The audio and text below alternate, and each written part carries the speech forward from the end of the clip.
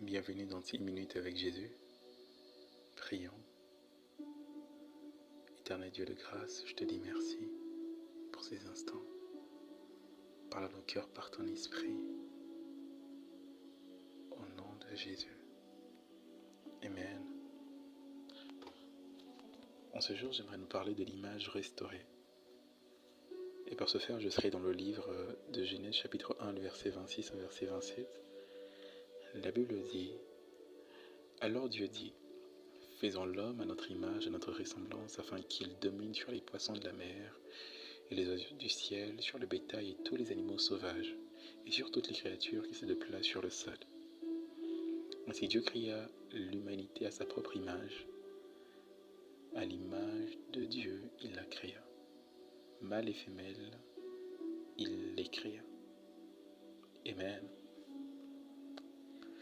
Dans ce passage, nous sommes le 6e jour de la création et nous voyons le Créateur décider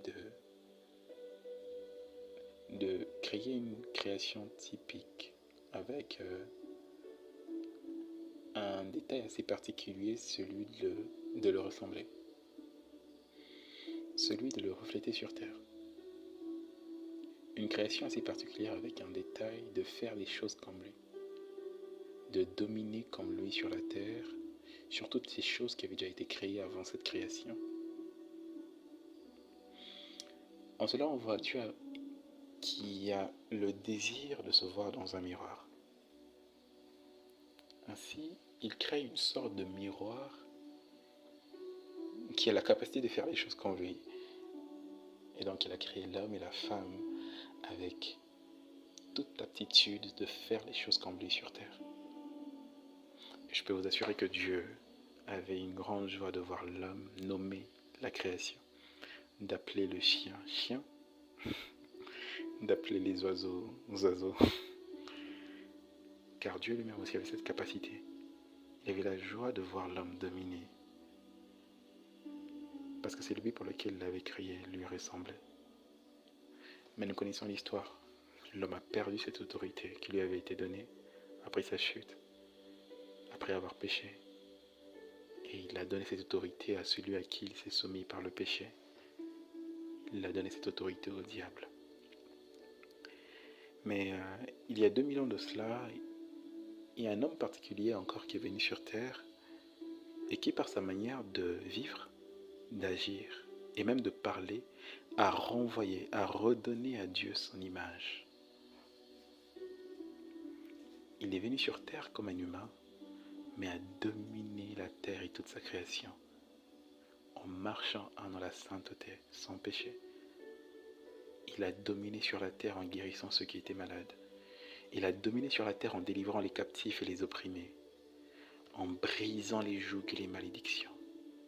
Il a même dominé sur la nature, en marchant sur l'eau.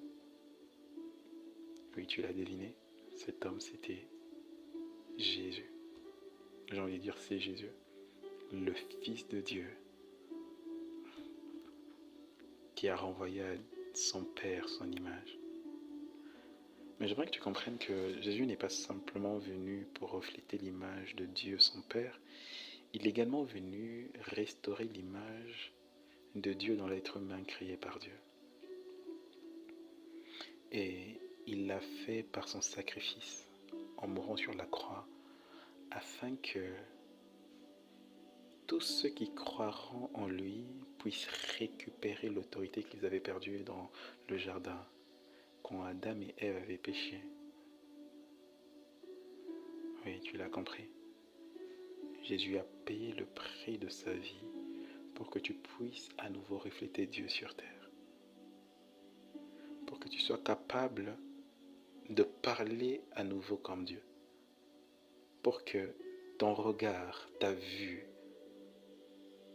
soit celle de Dieu. Que tu sois capable de voir comme Dieu. Pour que ton ouïe, ta capacité à entendre soit celle de Dieu.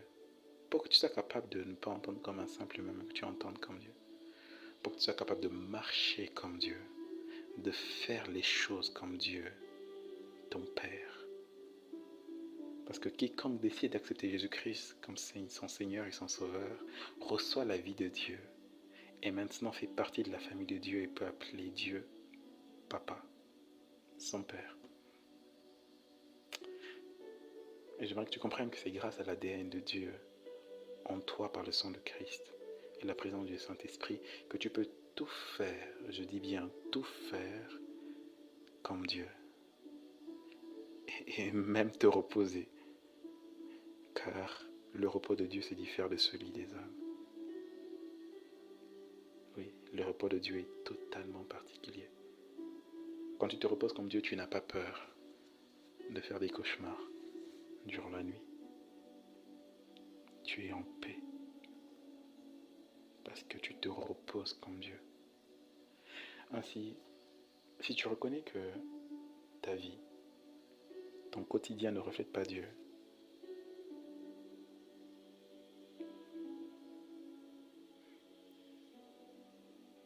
Dieu qui veut être ton Père, en qui tu puiseras toutes tes capacités de dominer sur terre. Si tu reconnais que toi, ton langage est carrément animal, ton langage est totalement barbare. Quand tu parles, les gens ont mal. Et quand tu parles, des fois, tu te poses la question de savoir comment je peux parler comme ça? Et tu sens que ta parole n'a même pas d'autorité dans le monde spirituel. Et même quand tu dis au nom de Jésus, il n'y a rien ne se passe. Parce qu'en toi, il n'y a même pas la vie de Dieu. Et tu sens que tu ne peux même pas appeler Dieu Papa. Tu peux juste ouvrir ton cœur et dire à Jésus, voici, je t'ouvre mon cœur. Pardonne mon péché. Viens y régner et être le roi. Je t'accepte comme mon Seigneur et mon Sauveur afin que tu diriges ma vie et que mon identité de dominateur soit restaurée. Amen.